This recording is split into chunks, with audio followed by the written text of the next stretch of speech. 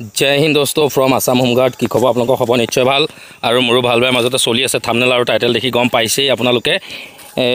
যোৱা দুদিন ধৰি এই নিউজটো বহুত মানে ভাইৰেল হৈ আছে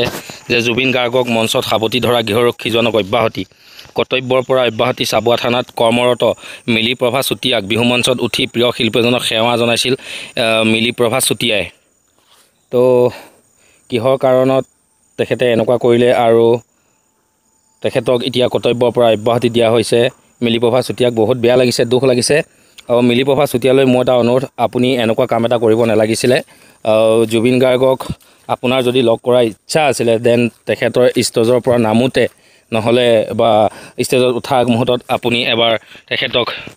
লগ কৰিব লাগিছিল কিন্তু এনেকৈ মঞ্চত উঠি গৈ খাবুতা মাৰি ধৰি চুমা দিয়া বিকৃত মানে মানুহৰ মনোভাৱবিলাক বহুত বেলেগ বেলেগ ধৰণৰ আজিকালি কোনো ধৰিব নোৱাৰে গতিকতে মই কওঁ আমাৰ গৃহৰক্ষী জোৱানৰ এনে কিছুমান বদনাম যাতে আহিব নালাগে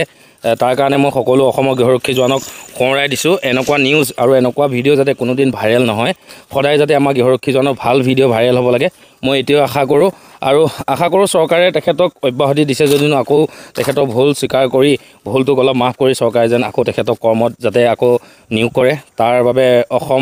সদৌ অসম গৃহৰক্ষী জোৱানসকলৰ ফালৰ পৰা অনুৰোধ অসম চৰকাৰলৈ